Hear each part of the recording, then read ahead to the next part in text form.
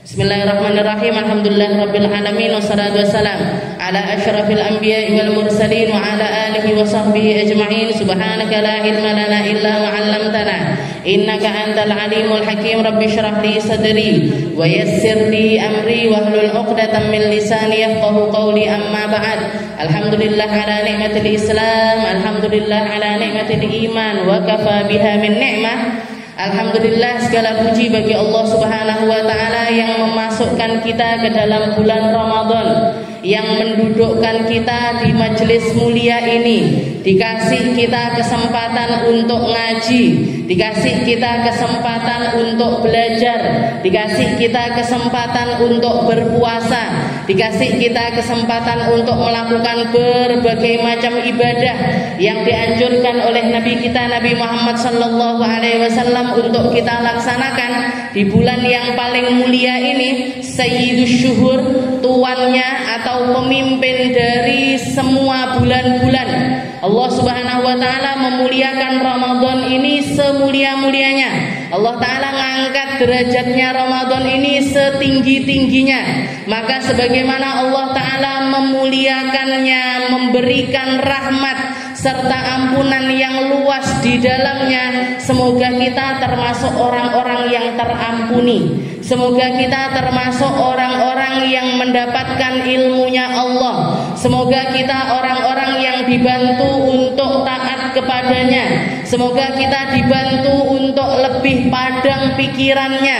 Semoga kita dibantu untuk lebih luas rezekinya, rezeki zahir maupun rezeki batin, rezeki yang mampu kita rasakan secara nyata maupun yang bisa kita rasakan di dalam hati kita, rezeki untuk bisa ngelangkai puasa, ngelangkai sholat, ngelangkai sedekah, ngelangkai perkara-perkara anjurannya Nabi Muhammad sallallahu alaihi wasallam. Karena dikatakan oleh Sayyidah Aisyah untuk mensifati Ramadannya Nabi Muhammad sallallahu alaihi wasallam, beliau mengatakan kanan Nabi sallallahu alaihi wasallam yajtahid fi Ramadan ma la yajtahid fi ghairihi minasyuhur.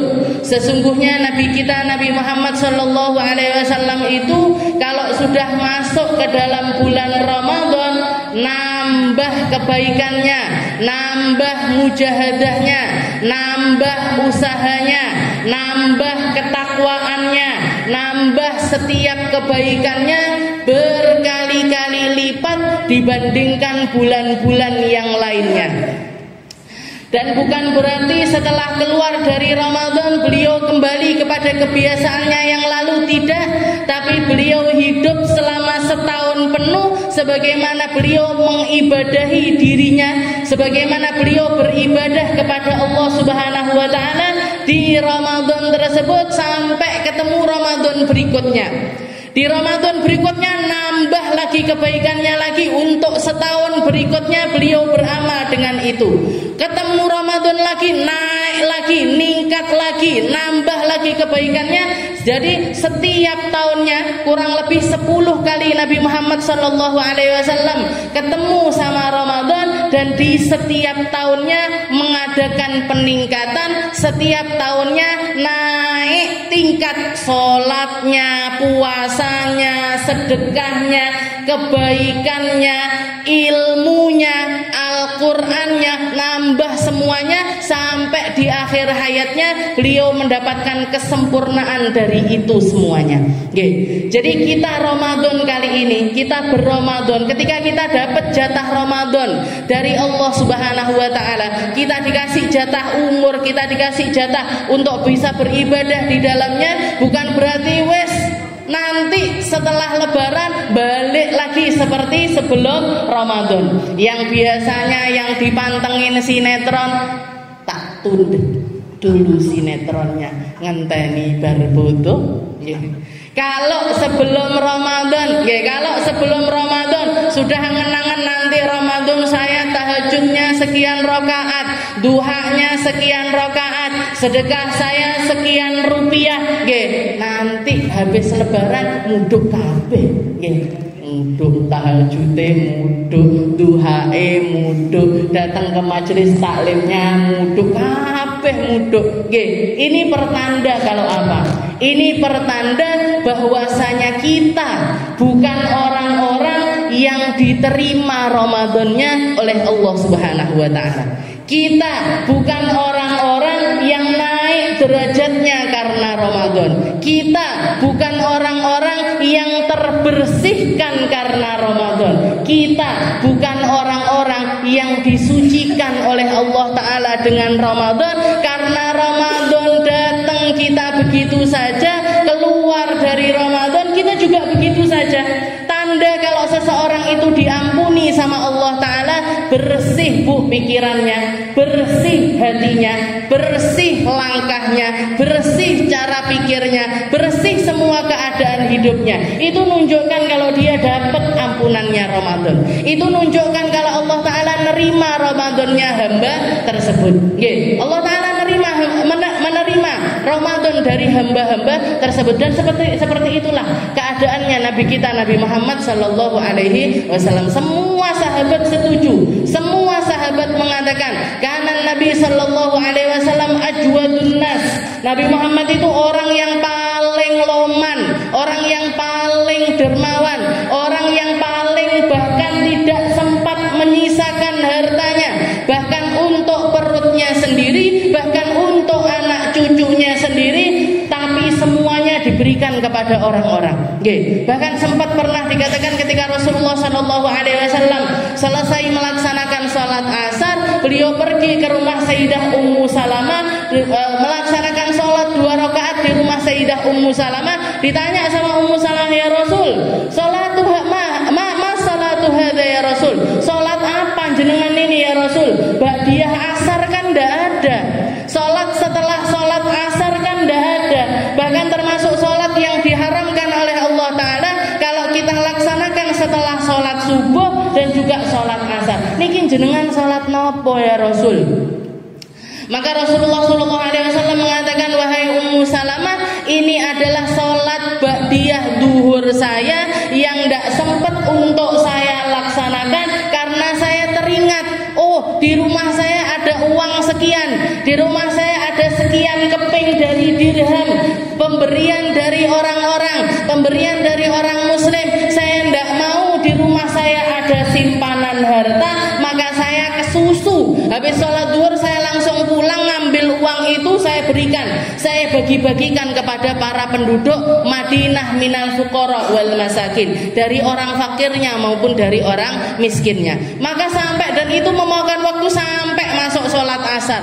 Akhirnya setelah sholat asar beliau pulang ke rumahnya Ummu Salamah, biar tidak jadi fitnah bagi orang-orang, biar tidak jadi omongan bagi orang-orang muslim. Maka beliau pulang ke rumah Sayyidah Ummu Salamah, sholat ngodoi ba'diyah duhurnya. Ditanya sama Sayyidah Ummu Salamah, ya Rasul, kalau kita juga ketinggalan ba'diyah duhur, apakah wajib juga bagi kita untuk mengqodoknya? Katanya Nabi Muhammad, untuk kalian tidak, bagi saya iya. Jadi ba'diyah, qobliyah, rawatib itu untuk Nabi Muhammad Sallallahu Alaihi Wasallam hukumnya adalah wajib, tapi bagi umatnya hukumnya adalah sunnah. Tapi bukan berarti kita tidak boleh ikut ngodoi juga. Tapi bukan berarti kita tidak boleh mengikuti apa yang dilakukan Nabi juga. Boleh. Jangan kalau masih jadi orang-orang, kalau kita masih jadi orang-orang yang qobliyah, ba'diyah itu masih harus menjadi sesuatu yang dipaksakan, masih harus menjadi sesuatu yang seperti itu, masih harus menjadi sesuatu yang diusahakan, bukan lagi semacam kebutuhan yang menjadi kebutuhan kita hidup, layaknya sholat wajib-wajib kita, maka boleh bagi kita untuk mengusahakannya dengan diqodok. Biar kita jadi orang yang terep, biar kita dapat jatah dari qobliyah ba'diyah itu tadi. Nggak harus istilahnya sholatnya kita ndak hitung-hitungan tentang wajib saja, tapi kita punya tambahan sunnah, yang mana sunnah itu sudah serasa wajib bagi kita. Sudah serasa wajib bagi kita. Itu yang diajarkan oleh Nabi kita, Nabi Muhammad Sallallahu Alaihi Wasallam. Jadi Ramadan ini mulia, Bu. Ada ndak ada kita tetap mulia.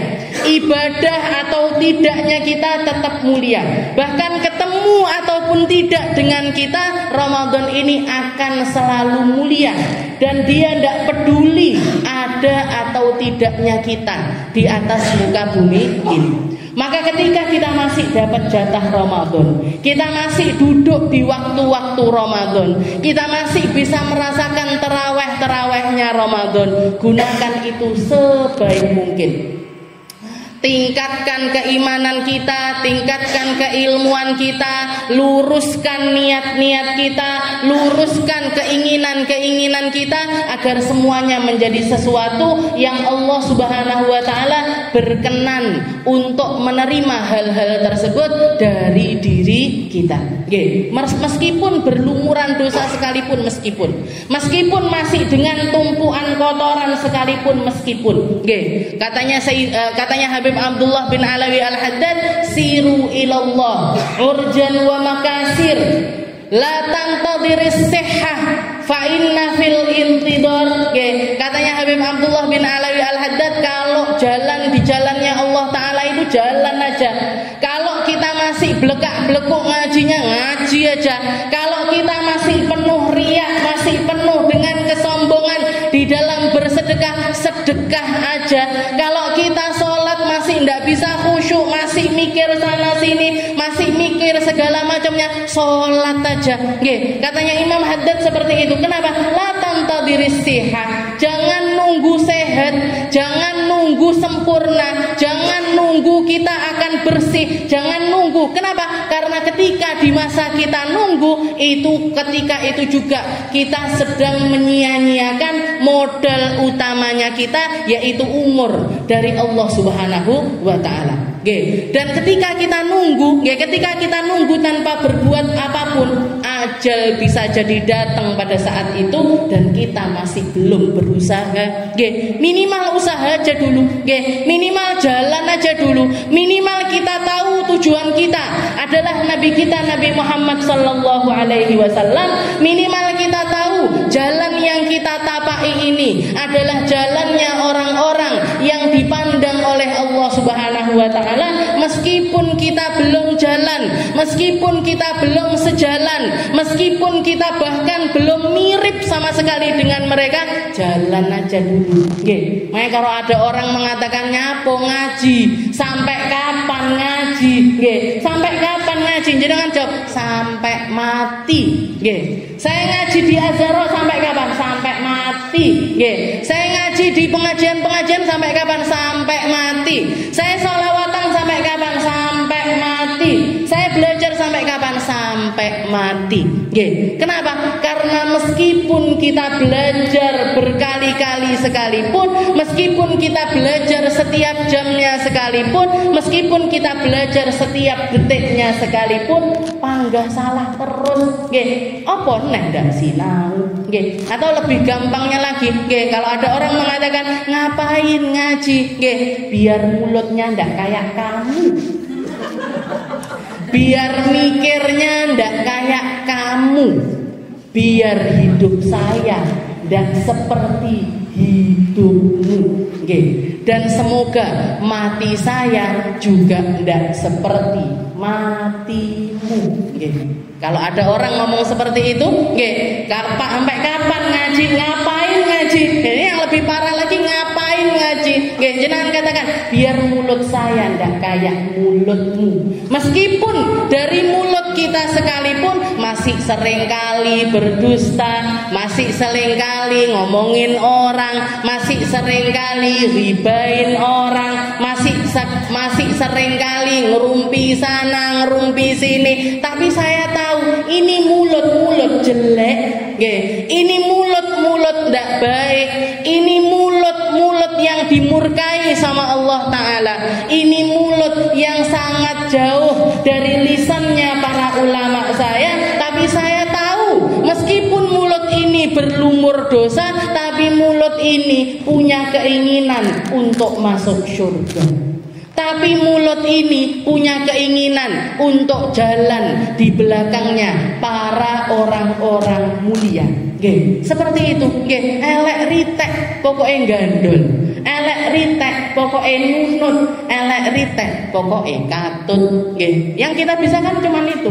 Minal katutina wal nunutin. Katanya Habib Syekh. Isone wong saiki mek katut tok, nunut tok, kon salat akeh ora kuat, kon sedekah akeh ora kuat, suruh mikir baik ora iso, kon mandek lek ghibah panggah ae. Ndak ketemu kanca ghibah, ghibahe kathek. Ngeten.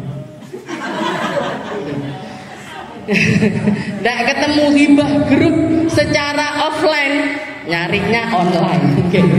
Grup gosip 1, grup gosip 2, grup gosip. Meskipun namanya itu tersamarkan dengan kebaikan-kebaikan kadang-kadang. Grup alumni SMP ini, grup alumni SMA ini, grup alumni kuliah tingkat ini.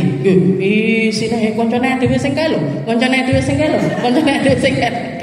Isine hibah online. Sekarang kayaknya untuk orang-orang akhir zaman ini yang hisabnya paling sulit, hisabnya paling sulit selain lisan ini kayaknya jempol sekarang. Jempol akeh dhewe hisabe. Mugi-mugi selamat kabeh. Mugi-mugi dikasih hidayah, ditolong sama Allah Ta'ala untuk jadi hamba-hamba yang lebih baik.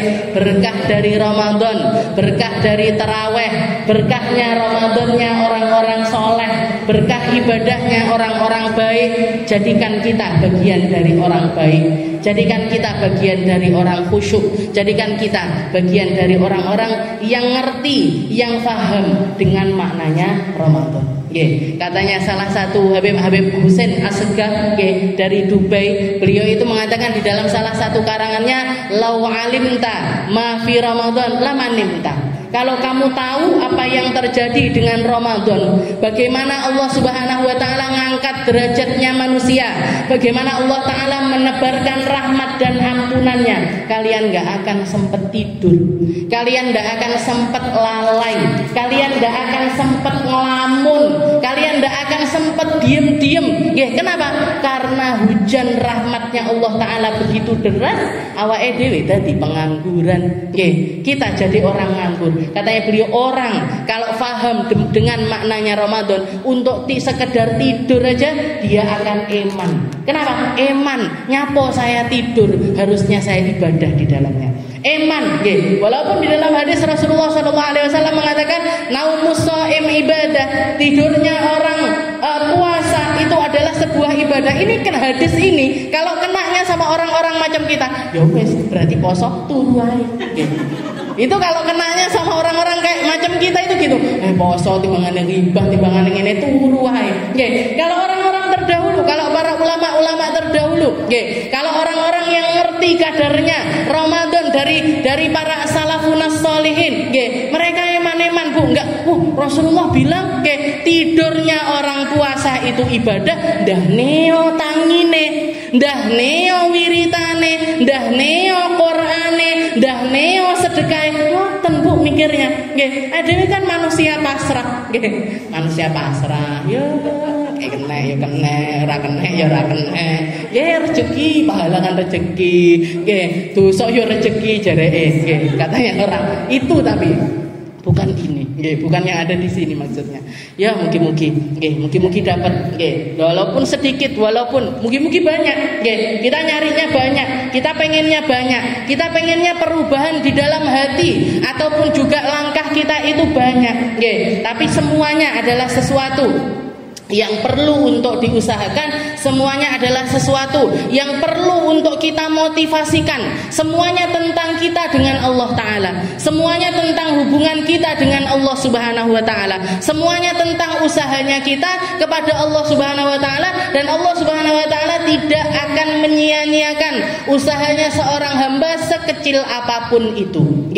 Faman ya'mal mithqala dzarratin khairan yarah wa man ya'mal mithqala dzarratin syarran yarah. Allah Ta'ala bahkan memandang keburukan ataupun kebaikan meskipun itu sebiji zarrah. Sebiji zarrah, satu titik debu sekecil yang bahkan kita sendiri pun gak merasa kalau itu adalah sebuah kebaikan. Allah Ta'ala mandang itu sebagai sebuah kebaikan. Begitu juga dengan keburukan. Makanya Ramadan ini Bu, haliahnya Ramadan, keadaannya orang di Ramadan bukan cuman pahalanya saja yang didobelkan sama Allah Ta'ala, dosanya juga. Orang kalau berbuat dosa di bulan Ramadan, dosanya 2 kali lipat dibandingkan bulan-bulan yang lainnya. Pikiran-pikiran buruk yang dilakukan di Ramadan, dosanya lebih besar dibandingkan di bulan-bulan yang lainnya. Keburukan-keburukannya Ramadan niku double dibandingkan bulan-bulan yang lainnya. Jadi kalau misalkan ada orang di bulan Ramadan keburukannya masih tetap aja, tidak ada perubahan sama sekali, itu sudah semacam cap, itu sudah semacam stempel kalau orang ini adalah orang yang dijauhkan sejauh-jauhnya dari Allah Subhanahu wa Ta'ala. Na'udzubillahi min dzalik. Jadi nadom ini atau syair ini adalah karangan dari Habib Abdullah bin Alawi Al-Haddad. Mungkin kita ngulik sedikit tentang siapa beliau, tentang bagaimana sepak terjangnya beliau. Habib Abdullah ini siapa sih? Habib Abdullah bin Alawi Al-Haddad ini siapa? Beliau adalah seorang ulama yang terkemuka, yang hidup sekitar 300-an tahun yang lalu. Bukan ribuan tahun yang lalu, bukan 1100, 1200, 1300. Kalau itu zamannya para sahabat, itu adalah zamannya para tabi'in. Beliau hidup sebagai manusia akhir zaman, sebagai manusia yang jarak hidupnya dengan kita ini hanya kisaran 300-an tahun, hanya kisaran 300-an tahun yang lalu. Habib Abdullah bin Alawi Al-Haddad lahir dari pasangan suami istri yang solih solihah. Jadi suaminya ulama terkemuka pada zamannya, istrinya juga adalah perempuan yang luar biasa solihah. Dikatakan Habib Abdullah bin Alawi Al-Haddad ini ketika beliau berusia 4 tahun, jadi umur beliau masih 4 tahun, beliau kena cacar air, beliau kena cacar seluruh badannya. Bahkan cacar itu saking parahnya, mungkin karena belum ada vaksin, belum ada apa dan lain sebagainya, obat-obatan belum secanggih zaman sekarang ini. Dikatakan saking banyaknya cacar yang tumbuh di badannya beliau ini sampai nyebar di bagian matanya, sampai menyebabkan kebutaan bagi beliau. Usia 4 tahun kena cacar sampai akhirnya beliau buta, nggak bisa ngelihat sama sekali. Ibunya, bapaknya punya harapan kalau anaknya ini akan menjadi anak yang luar biasa berilmu. Istilahnya pengen dididik jadi penghafal Al-Quran, jadi orang yang berilmu, ngafalin hadis ini dan lain sebagainya. Tapi ternyata umur 4 tahun buta. Maka dibawa, dikatakan Habib Abdullah ini dibawa sama ibunya ziarah ke salah seorang ulama yang terkemuka, ziarah ke makamnya Habib Abdullah bin Abu Bakar, Habib Abu Bakar bin Abdullah Al-Idrus Al-Akbar, salah seorang wali yang terkenal di sana. Jadi dibawa ke makamnya beliau sambil beliau itu mengatakan, ya Allah, kalau anak ini di masa depannya nanti ndak jadi anak yang berguna, ambil aja ya Allah. Kalau anak ini nanti bukan jadi anak yang membanggakan Nabi Muhammad sallallahu alaihi wasallam, ambil saja ya Allah. Kuatnya ibu, ibu mana yang bisa ngomong kayak gitu, ibu mana yang bisa merelakan anaknya semacam itu, ibu mana yang bisa, yang punya cita-cita yang luar biasa, harapan yang sangat tinggi kepada anaknya seperti harapannya ibunya Habib Abdullah bin Alawi Al-Haddad. Jadi beliau mengatakan, ya Allah, kalau anak saya ini cuman hidup sebagaimana orang hidup tanpa meninggalkan kebaikan sama sekali, ambil aja ya Allah. Kalau tidak jadi ulama, ambil. Kalau tidak jadi orang yang manfaat, ambil. Direlakan sebelum dia meninggal, direlakan sebelum beliau ini datang ajalnya. Karena melihat apa? Orang istilahnya pintu pengetahuan seseorang itu kalau nggak masuknya, kalau nggak lewat mata, lewat telinga. Lewat mata dan juga lewat telinga. Orang kalau matanya bisa ngelihat, telinganya bisa dengar, ini informasi terbuka seluas-luasnya. Garek sing diwaca apa? Tinggal yang didengar itu apa? Nggih, tinggal bagaimana dia mendengar dan bagaimana cara pandangnya dia. Nggih, itu. Jadi sekarang pintu informasi tersebut tertutup satu. Nggih.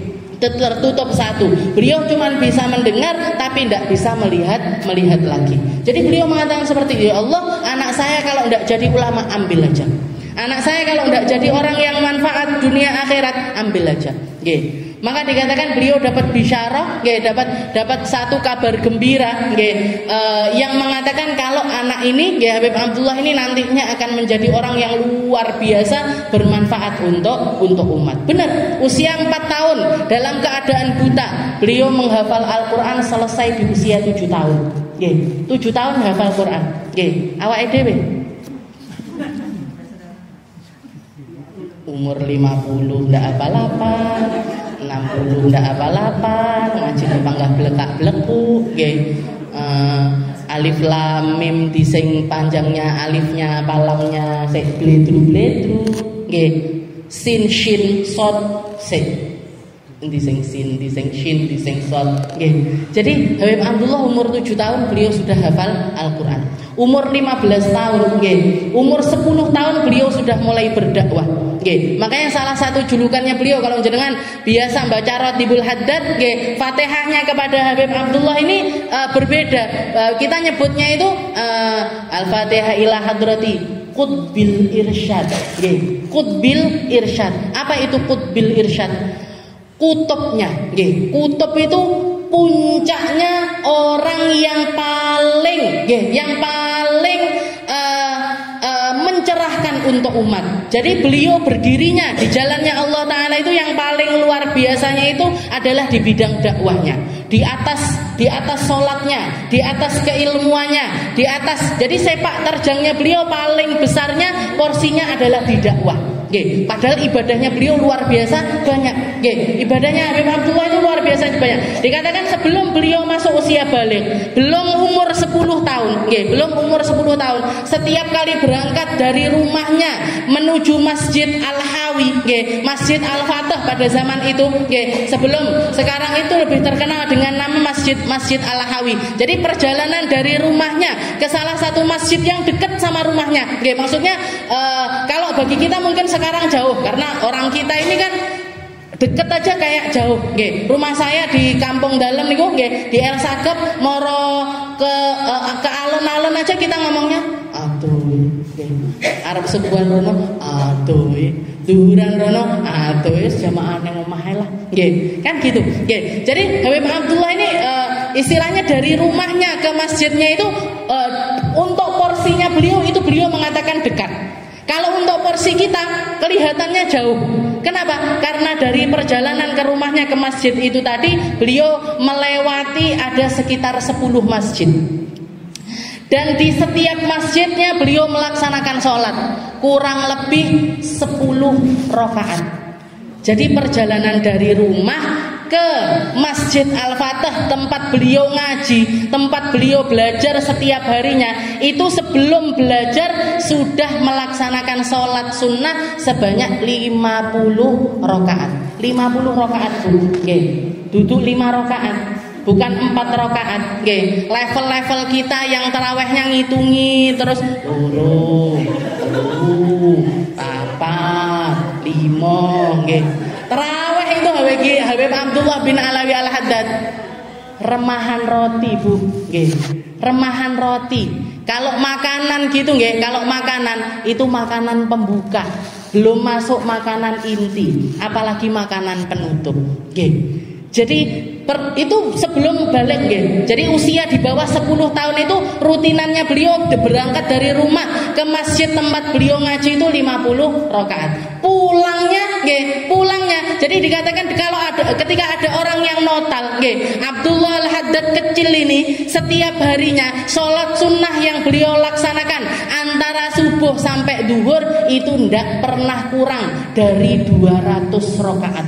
200 rakaat. Lek duhaane awake dhewe panggah loro wae.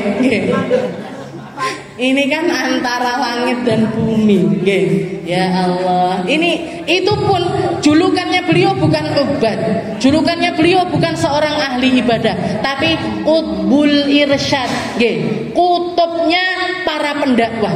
Orang kalau mau napai jalan dakwah, orang yang mau napaki jalan untuk mencerahkan umat, untuk memahamkan umat, untuk ngertikan umat, katanya Habib Abdullah bin Alawi Al-Haddad, man qam qumna ma'ah. Orang yang berdiri meskipun dia cuma mengajarkan satu huruf kepada umat, meskipun cuma bisa menyediakan satu tempat untuk umat, meskipun cuma bisa naruh satu lampu untuk madrasahnya umat, untuk sekolahnya umat, qumna ma'ah. Dia ada di belakang saya.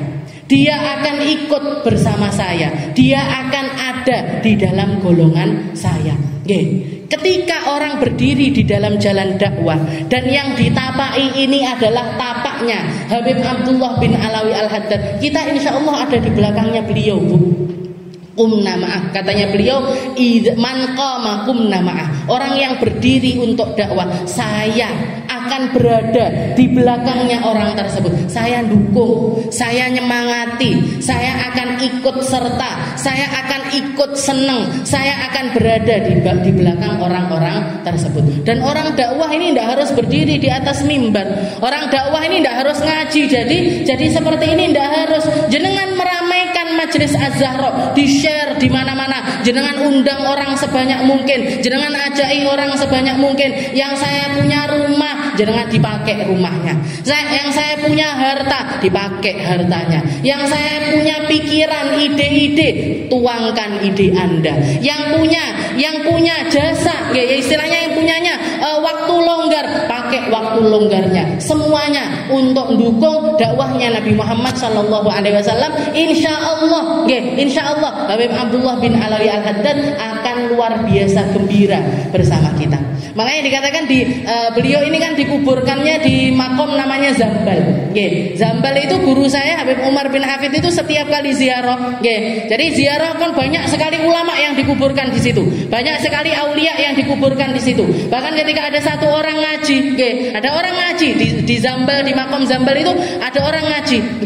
Ketika sampai di ayat yang mengatakan minhumus syaqi wa sa'id, minhumus syaqi wa sa'id.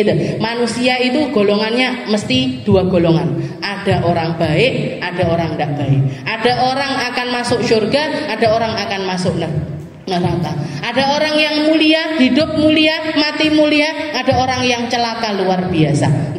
Jadi ayat itu diulang-ulang, dia mentadabburi ayat tersebut sampai ketiduran. Ketiduran di makom Zambal. Dikatakan ketika beliau tidur, ketiduran di dalam mimpinya itu kedengeran suara seluruh ahlu Zambal ini mengatakan kulluna suada laisa fina ashqiya. Semua yang dimakamkan di sini adalah orang-orang yang beruntung, para ahli surganya Allah Ta'ala. Tidak ada satupun yang ahli neraka.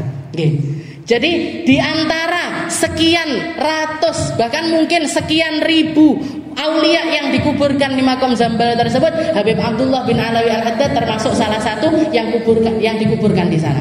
Guru saya Habib Umar setiap kali ziarah, nanti pas waktu di makomnya Habib Abdullah bin Alawi Al-Haddad berhenti, yasinnya berhenti, tahlilnya berhenti, zikirnya berhenti, diganti apa? Ceramah agama di situ. Ceramah agama di samping makamnya Habib Abdullah bin Alawi Al-Haddad. Kenapa? Karena beliau tahu julukannya adalah Qutbul Irsyad. Julukannya adalah orang yang paling senang ketika melihat orang melakukan dakwah di jalannya Allah Subhanahu wa Ta'ala, dan beliau akan selalu mendukung perkara yang semacam itu. Istilahnya tabarukan sama Habib Abdullah ini dengan cara menyenangkan sesuatu yang paling beliau senangi. Karena kita kan juga seperti itu. Kalau kita tahu umi saya itu sukanya coklat, datang dibawain coklat. Oh, umi saya itu sukanya baju bagus, jangan hadiahnya yang paling disenangi apa? Ya baju yang bagus. Umi saya sukanya buah anggur misalkan, dibawa nenek anggur. Umi saya ndak doyan duren, ojo dibawa nih duren, jangan malah dibawakan duren seperti itu. Jadi para ulama-ulama kita itu ngerti bagaimana cara nyari madat, nyari pandangan, nyari berkah dari orang-orang sesuai dengan kesenangannya beliau masing-masing. Jadi itu Habib Abdullah bin. Jadi beliau usia 4 tahun, usia di bawah usia 10 tahun itu rutinane duhaannya sudah sekitar 200 rakaat. Sudah sekitar 200 rakaat. Makanya dikatakan pernah ada satu ulama dari Maghrib, ulama dari Maroko, datang sama murid-muridnya bareng-bareng, ketika masuk ke negeri Tarim ngelihat istilahnya papasan sama Habib Abdullah bin Alawi Al-Haddad, padahal waktu itu usianya beliau masih 10-an tahun. Ketemu Habib Abdullahnya lagi belanja di pasar. Ketika ngelihat Habib Abdullah lewat, pingsan. Ulama dari Maghrib ini tadi, ulama dari Maroko ini tadi semaput. Begitu sadar ditanya sama murid-muridnya, kenapa Kiai? Istilahnya, kenapa kok sampai jenengan pingsan ini, apa yang jenengan lihat? Katanya beliau, Maghrib al-Ba'alawi. Maghrib itu artinya itu kayak ungkapan edan, gila banget, gila banget orang-orang dari keturunannya Nabi Muhammad Sallallahu Alaihi Wasallam, orang-orang yang nasabnya nyampe kepada Nabi Muhammad Sallallahu Alaihi Wasallam ini kalau sudah jadi wali, kalau sudah jadi ulama, kalau sudah jadi kekasih Allah Taala, itu mampu napai derajat yang luar biasa tinggi, mengalahkan para sesepuh-sesepuhnya, ngalahkan derajat ulama-ulama pendahulunya, ngalahkan derajatnya wali-wali sebelumnya beliau. Katanya saya ngelihat ada seorang anak kecil masih usia nggak sampai 10 tahun, tapi derajatnya di sisi Allah Ta'ala, derajat kewalian istilahnya, derajat kemuliaan yang beliau sandang itu sudah 200 derajatnya kewalian wali-wali biasa itu sudah disabet sama Habib Abdullah bin Alawi Al-Haddad. Sampai ketika melihat cahayanya itu sampai bikin beliau ini pingsan. Tapi satu lagi, la ya'riful wali illa wali. Yang ngerti siapa orang wali itu ya mek wali. Awake dhewe isone kan mek nerka-nerka. Kita kan taunya itu, kita taunya dari mana? Ini orang mulia, ini orang kekasihnya Allah, ini orang yang dimuliakan di sisi Allah Ta'ala. Kita lihat dari sepak terjangnya mereka. Kalau yang kita tahu setelah mereka meninggal dunia, ya kita ambil dari mereka. Kayak wali songo niku. Kenapa kok kita ziarah wali songo? Ini orang-orang yang katanya para wali-walinya Allah, mereka adalah wali-walinya Allah. Yang katanya para kekasih-kekasih Allah, mereka adalah para kekasih Allah. Tapi kita kan nggak ngerti. Kita kan nggak paham. Kita kan nggak ngerti secara langsung. Makanya katanya ulama itu la ya'riful wali illa wali. Yang ngerti orang itu wali yo mek para wali-walinya Allah Subhanahu wa ta'ala. Jadi itu Habib Abdullah Qutbul Irsyad. Julukannya beliau adalah Qutbul Irsyad. Jadi puncaknya orang-orang yang mencerahkan untuk umat.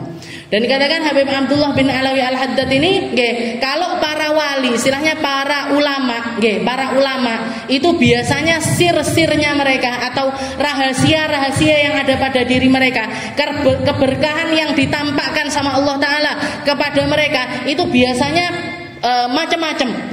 Ada wali yang ditampakkan kebesarannya lewat dirinya sendiri. Anak-anaknya tidak muncul. Orang tuanya orang yang biasa, anak-anaknya juga orang biasa, tapi mereka adalah orang yang mulia di sisi Allah Subhanahu wa Ta'ala. Ada yang lewat karangan-karangannya, kitab-kitabnya, kayak Imam Ghazali, yang ngarang Ihya Ulumuddin, beliau sirnya di mana? Beliau istilahnya keberkahannya ada di mana? Di kitabnya. Bahkan para ulama, guru-guru saya mengatakan orang kalau di rumahnya dua kitab Ihya, punya aja, meskipun tidak bisa baca, karena saya yakin jenengan nggak bisa baca, ora enek harokate, warnane kuning, delok tak wis blereng iki Kak saya, tapi jenengan punya aja, punya tak, jenengan toto di lemari, itu bawa keberkahan untuk orang yang ada di rumah tersebut. Nama kitabnya Ihya Ulumuddin, karyanya Imam Ghazali, yang sebagian ulama mengatakan kadal Ihya ayyakuna Qur'anan. Saking dalamnya, saking luar biasanya isi dari Ihya Ulumuddin ini, istilahnya sampai istilahnya kitab yang paling mirip dengan Al-Qur'an itu ya Ihya. Nggih, kitab yang paling mirip dengan Ihya itu ya, yang paling mirip dengan Al-Qur'an itu ya Ihya Ulumuddin. Nggih, tapi saya tuh pesan saya, lek jenengan belajar Ihya harus pakai guru. Lek mboten bledru. Nggih. Kalau ndak pakai guru moco-moco dhewe, ngaji-ngaji dhewe. Nggih, kata guru saya man la syaikhalah, orang yang ngaji, nggih ngaji, ndak pakai guru, gurunya setan. Nggih, yang nunjukkan dia setan, yang ngarahkan pikirannya setan, yang ngeracuni dia adalah pola pikirnya setan. Makanya kalau belajar ya apalagi kitab-kitab tinggi semacam ya ini tasawuf paling duk istilahnya. Nggih, jangan belajar tasawuf mulai dari yang kecil-kecil, misalkan dari paling kecil itu biasanya akhlaqul banat, akhlaqul banin, nanti naik lagi ke kitab Sulamut Taufik, naik lagi ke kitab Risalatul Muawana, naik lagi ke kitab Hikam, naik lagi ke kitab ini. Puncaknya itu ada di dalam Ihya Ulumuddin. Saya sarankan jenengan ndak bisa baca sekalipun TKI, nggih. Dengan harapan ya Allah muga-muga saya bisa baca. Kalau ndak bisa, kalau saya ndak nyempetin baca, muga-muga anak saya bisa baca. Kalau anak saya juga ndak bisa baca, muga-muga cucu saya ada yang bisa baca. Kalau cucu saya juga nggak bisa baca, cicit saya atau siapa aja lah ya Allah dari keturunan saya, muga-muga ada yang bisa baca kitab Ihya Ulumuddin. Ini puncaknya ilmu tasawuf. Jadi ada semacam Imam Ghazali yang keberkahannya itu ada di dalam kitab-kitabnya. Ada yang keberkahannya itu ada di dalam ilmunya. Semacam siapa? Imam Syafi'i. Nggih, Imam Syafi'i ilmunya sampai sekarang dipakai sama orang-orang. Karangannya ndak banyak, nggih, kitabnya ndak banyak, ndak sebanyak Imam Ghazali ataupun Imam Nawawi, tapi keilmuannya luar biasa tinggi. Nggih, tapi Habib Abdullah bin Alawi Al-Haddad nih Ibu lengkap. Nggih. Anaknya ulama semuanya. Nggih, anaknya jadi ulama semuanya. Cucu-cucunya jadi ulama semuanya. Karangan kitabnya luar biasa banyak. Nggih, karangan kitabnya luar biasa banyak. Adab Sulukul Murid, nggih, Dakwah Tamah, Al-Hikam, Tathbitul Fuad, macam-macam karangan kitabnya diterjemahkan ke berbagai negara. Padahal kalau jenengan ziarah, kalau jenengan datang ke rumahnya Habib Abdullah bin Alawi Al-Haddad, beliau itu tidak pernah punya pesantren, nggak pernah punya murid, nggih, nggak pernah punya murid. Maksudnya murid itu mondok loh nggih. Lah jenengan sama saya ini kan bukan guru sama murid, konco awake dhewe, temen ngaji. Kalau dibilang murid sama guru ndak bisa, nggih. Saya ndak bisa gandoli jenengan jadi murid saya, nggih. Kenapa? Karena kapasitas ilmu yang diberikan nggak banyak, nggih. Kalau mau jadi santri nggih mondok, nggih. Kalau mau jadi santri, saya santrinya kiai ini, saya kayak santrinya kiai ini. Buka pesantren apa ndak beliaunya? Kalau buka pesantren ya ngaji di pesantrennya, nggih. Kalau ulamanya ndak buka pesantren, berarti ulamanya ndak siap duwe murid, nggih. Ndak siap duwe murid. Saya ini orang yang nggak siap punya murid, nggih. Makanya nggak buka pesantren, nggih, nggak buka pesantren. Jadi Habib Abdullah ini nggak punya pesantren. Dikatakan murid yang benar-benar jadi muridnya beliau, maksudnya ngaji harian, ngaji dipantau sama Habib Abdullah bin Ali itu tidak kurang dari 3 orang, nggih, 2 atau 3 orang. Ngajinya caranya gimana? Jadi dikatakan di antara rumahnya beliau ke masjidnya beliau itu ada tangga, nggih, ada undak-undakan kayak gini, nggih. Nanti ngajinya beliaunya di tangga atas, murid-muridnya itu di lantai, di tangga-tangga bawahnya. 3 yang ngaji, 2-3. Nggih, yang ngaji setiap hari sama beliau itu cuma 2-3 orang, enggak punya pesantren. Nggih, enggak punya murid banyak. Nggih, tapi Allah taala kalau mau memperlihatkan keikhlasannya seseorang, nggih, mau Allah taala viralkan, nggih, meskipun beliau enggak maunya kayak apa, tetap akan dikenalkan untuk umat. Nggih, tetap akan. Jadi kitabnya luar biasa banyak. Muridnya enggak banyak, nggih, tapi jadi kabeh. Nggih, muridnya itu 2-3 tapi mampu menjadi istilahnya mampu menjadi ulama-ulama yang punya murid-murid luar biasa banyak. Jadi berkahnya ada di anaknya, berkahnya ada di muridnya, berkahnya ada di dalam kitabnya, berkahnya ada di dalam syair-syairnya. Beliau punya lebih dari puluhan syair, mungkin bahkan ratusan yang di mujallad, istilahnya dijilid atau dikumpulkan jadi Diwan Imam Haddad. diwannya Habib Abdullah bin Alawi Al-Haddad, semuanya syair-syair, semuanya bisa dilakukan. Kayak kita tadi itu ilzam baba rabbak, ada lagi taballagh bil qalil minal qalil, jenengan sering qasidan biasanya kenal nggih, karena guru-guru saya mengatakan qasidahnya Habib Abdullah atau kalamnya Habib Abdullah bin Alawi Al-Haddad itu di dalam majelis-majelis itu laksana garam untuk masakan. Jadi kayak kalau pengajian nggak ngutip kata-katanya Habib Abdullah bin Alawi Al-Haddad itu kayak ada yang kurang. Kayak masakan tanpa garam. Itu keindahannya Habib Abdullah. Nggih. Karangan wiridnya juga luar biasa banyak. Nggih, Rotib Haddad, nggih. Wirdul Latif. Biasanya pondok-pondok pesantren itu setiap habis subuh yang dibaca mesti adalah Wirdul Latif. Siangnya Hizib Nasr, nggih. Hizib Nasr. Jadi wiridnya indah, syairnya indah, tulisannya indah. Bahkan saya pernah diceritani sama salah seorang temen mu'alaf dari Inggris, dari England, dari London. Dikatakan di London itu ada satu masjid namanya Masjidul Haddad, masjidnya Al-Haddad. Ketika ditanya ini masjid punyanya siapa, Habib Abdullahnya loh orang Yaman, orang Tarim, orang dusun. Tarimnya Tarim ini bukan kotanya Yaman, bukan, tapi pelosok. Dari ibu kota itu harus naik bis sekitar 14 jam. Jadi desa Petit kok bisa ada. Di Inggris itu kok bisa ada masjid namanya Masjidul Haddad. Dikatakan oh ini yang punya, yang bangun adalah seorang mu'alaf. Dia itu dikatakan ketika proses mencari jati diri, proses nyari kepercayaan yang benar, moco kitab-kitabnya orang Kristen nggak serak di hati, nggak baca macam-macam, sampai akhirnya di perpustakaan ini ketemu satu lorong gitu, satu lorong tulisannya adalah kumpulan kitab Imam Haddad, kumpulan kitab Imam Haddad dibaca, dari terjemahan, bukan baca yang kitab aslinya, tapi terjemahannya bahasa Inggris dibaca sama dia, akhirnya sampai bawa hidayah, sampai akhirnya masuk Islam. Untuk mensyukuri keislamannya, dia bangun satu masjid dikasih nama Masjid Imam Haddad, masjidnya Imam Haddad. Belum lagi teman saya Amerika, cerita kalau di Amerika itu ada orang masuk Islam setelah masuk penjara. Di penjara, di perpustakaannya nemu kitabnya Habib Abdullah bin Alawi Al-Haddad, moco, dibaca, masuk Islam. Awake dhewe urip sampai saiki Islamne wong ora bangga. Siji ndak. Habib Abdullah sudah meninggal 300 tahun yang lalu, tapi masih terus-terusan bawa manfaat bagi umat, bahkan mengislamkan orang luar biasa banyak sepeninggalnya beliau. Habib, makanya dikatakan Habib orang yang baca Rotib Haddad istilahnya gini. Jadi kita nggak ketemu sama orangnya, kita nggak ketemu sama Habib Abdullahnya, kita nggak ketemu, nggak pernah ngaji sama beliaunya. Tapi yang beliau tinggalkan ini luar biasa banyak, dan beliau posisinya, Al-Haddad itu, Al-Haddad itu julukan. Al-Haddad itu adalah julukan. Namanya beliau Abdullah bin, abahnya namanya Alawi.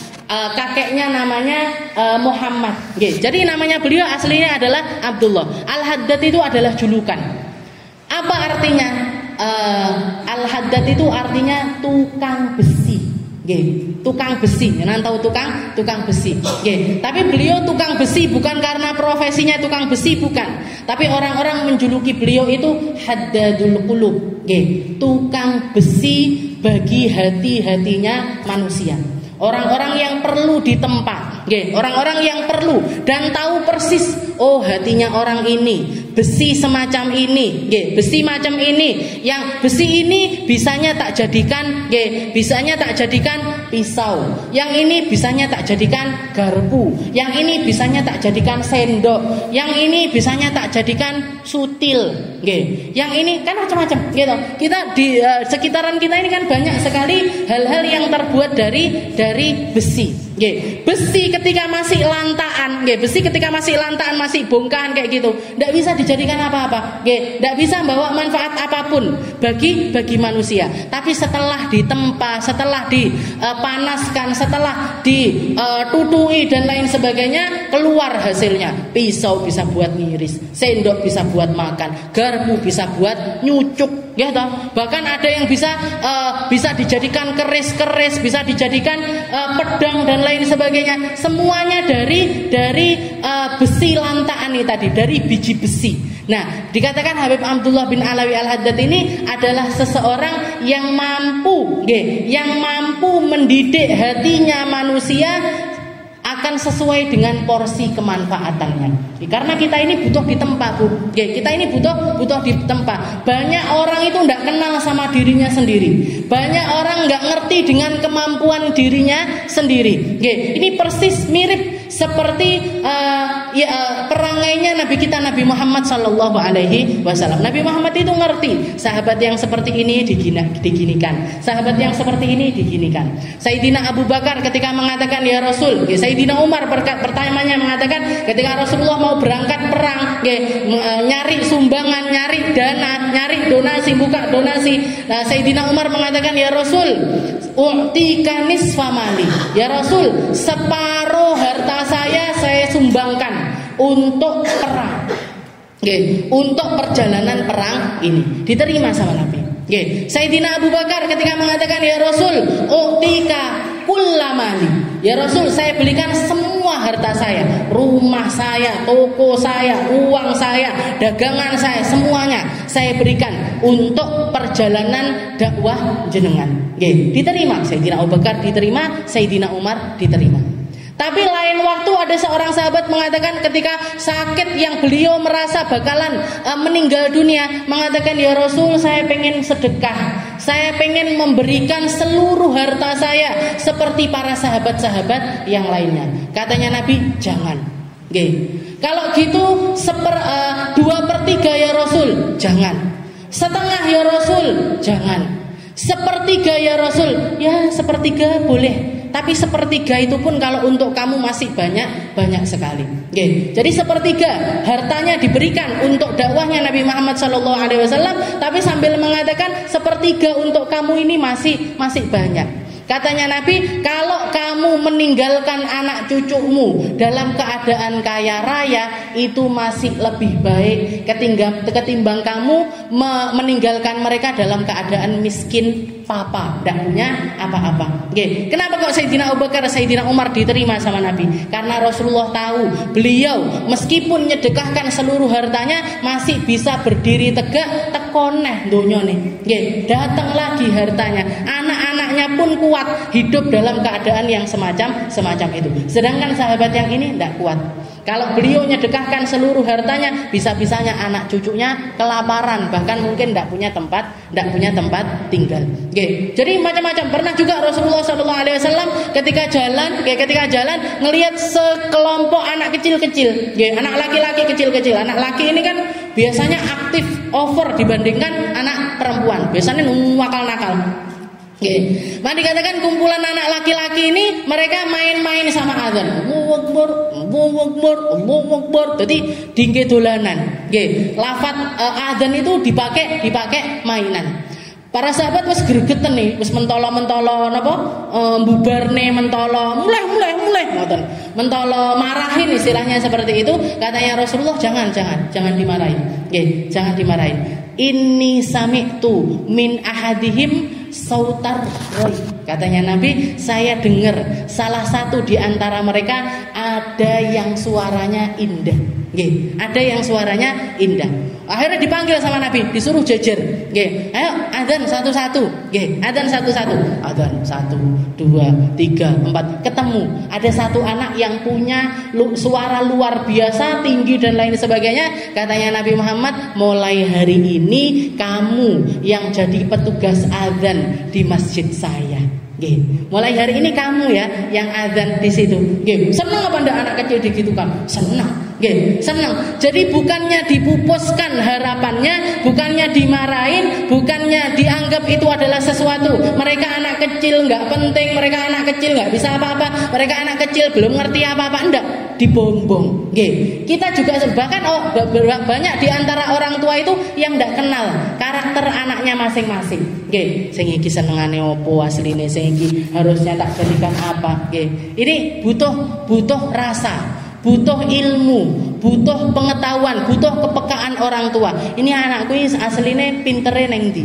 Ini anakku ini bagusnya di mana? Apa yang harus saya tempa dari mereka? Bagaimana saya menempanya? Seperti apa saya menempanya? Itu yang perlu kita pelajari. Itu yang perlu kita belajar. Habib Abdullah bin Alawi Al-Haddad, beliau adalah Haddadul Qulub. Oke, kalau kita tidak bisa ketemu langsung sama beliau, ngaji langsung kepada beliau, ada karangan-karangannya beliau. Oke, bahkan kalau jenengan biasa ngaji sama saya di majelis-majelis, setiap kali sebelum ngaji kita baca doa. Nggih, nawaitu ta'allum wa ta'lim wa naf'a wal intifa wal mudzakarah wa tadzkir. Ini karangannya siapa? Habib Abdullah bin Alawi Al-Haddad. Nggih, kenapa kok sebelum ngaji kita baca Yasin? Biar ada bantuan dari Allah. Kenapa sebelum ngaji kita sholawatan? Biar ada bantuannya Nabi Muhammad sallallahu alaihi wasallam. Kenapa sebelum kita ngaji tawasul kepada ulama ini, biar apa? Biar dibantu sama mereka, biar dibantu lemahnya kita, biar dibantu ndak ngertinya kita, biar dibantu kemalasan kita, biar dibantu ketidakfahamannya kita untuk menjadi hamba-hamba seperti yang diinginkan oleh Allah Ta'ala. Allah Ta'ala ini sebenarnya pengennya saya ini bagaimana? Allah Ta'ala pengennya saya itu ibadah dengan cara apa? Allah Ta'ala pengennya saya itu berbuat apa? Nggih, muga-muga kalau itu bukan dari diri saya, kita dapat bantuan dari ulama-ulama kita, dapat bantuan dari Nabi Muhammad SAW, dapat bantuan dari orang-orang baik yang ada di sekitaran kita. Kalaupun kita nggak bisa baik sendiri, muga-muga iso baik bareng-bareng. Nggih, lek bareng-bareng gini kan nggak keton.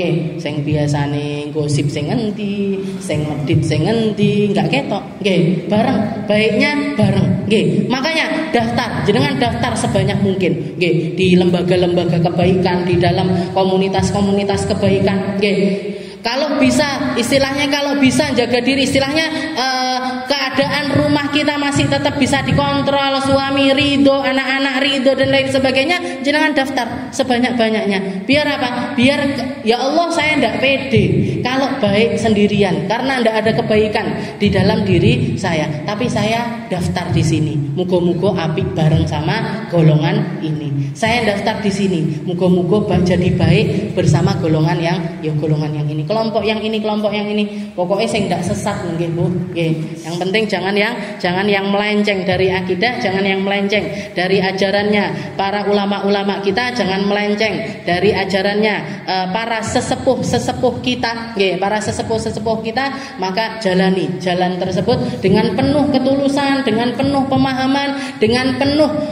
perasaan tidak berdaya, dengan penuh rasa enggak mampu. Biar apa? Biar kita ditolong sama Allah Subhanahu wa Ta'ala. Biar Allah Ta'ala mandang kita, biar Allah Ta'ala merahmati kita, biar Allah Ta'ala mengampuni kepada diri kita. Itu sekelumit dari biografinya Habib Abdullah bin Alawi Al-Haddad. Beliau wafat mencapai usia hampir 90 tahun. Dan dikatakan Habib Abdullah ini, beliau mengatakan seluruh kehidupannya, seumur hidupnya, semua sunnah Nabi Muhammad SAW itu terterapkan di dalam dirinya. Melek mata pakai sunnahnya Nabi, jalan sunnahnya Nabi, makan pakai sunnahnya Nabi, minum pakai semuanya. Dua sunnah yang sempat tertunda dalam kehidupannya beliau, ada dua sunnah yang beliau tahu itu adalah sunnahnya Nabi Muhammad SAW, tapi sempat tertunda. Dikatakan yang pertama, beliau sempat tidak mau makan semangka. Beliau sempat tidak mau makan semangka. Padahal tahu Nabi Muhammad itu senangannya makan semangka. Bahkan dikatakan Rasulullah itu kalau makan korma, makan korma itu diselingi sama semangka. Katanya Nabi, biar panasnya korma ini teredam dengan dinginnya semangka. Habib Abdullah sempat nggak mau makan semangka, bukan karena nggak tahu kalau Nabi Muhammad itu senang semangka, bukan, tapi nggak tahu bagaimana caranya Nabi Muhammad makan semangka. Nggih, enggak ngerti caranya Nabi makan semangka ini kayak gimana. Sampai akhirnya beliau tahu, tahu caranya makannya Nabi gimana. Dikatakan kalau Nabi Muhammad itu makan semangka, beliau mulai dari bagian kanan, dimakan kan, rauk sampai tengah. Habis itu diwalik kanan lagi, sampai tengah. Aduh kan sembulah sakarepe pokoke semangka enak, legi dipangan, kacang goreng enak dipangan, pizza dipangan, spaghetti dipangan, kabeh dipangan. Aduh mbok piye carane, mbok gimana caranya, pokoknya dipangan. Abdullah sempat nggak mau makan semangka karena hal tersebut. Dan yang kedua yang sempat tertunda juga, beliau itu sempat nggak mau manjangkan rambutnya. Beliau tahu Nabi Muhammad itu biasanya manjangkan rambutnya. Rasulullah itu punya rambut bergelombang. Kalau lagi panjang, kalau lagi basah itu bisa sak ngeten, sak pundak. Tapi kalau lagi kering itu sampai bawahnya telinga. Nah, jadi berarti kan kalau gitu orang laki pakai rambutnya saat gitu berarti kan gondrong, gitu. Berarti Rasulullah itu gondrong. Habib Abdullah nggak mau manjangkan rambutnya, beliau milih untuk mendekkan rambutnya karena beda. Kalau di zamannya Nabi, orang-orang non Muslim itu sukanya rambut pendek. Yang Muslim manjangkan rambut. Baru kalau ihram baru digunduli. Tapi di zamannya beliau, rata-rata yang sukanya gondrong ini malah orang non Muslim, sukanya gondrong-gondrong. Maka beliau milih sebaliknya, mendekkan rambutnya. Sampai menjelang beliau wafat, ketika anaknya mau motong rambutnya beliau, katanya Habib Abdullah, biarkan rambut saya ini memanjang untuk terakhir kalinya agar saya bisa ngikuti sunnahnya Nabi Muhammad SAW yang berambut panjang. Jadi beliau meninggal setelah mempraktekkan semua sunnahnya Rasulullah SAW.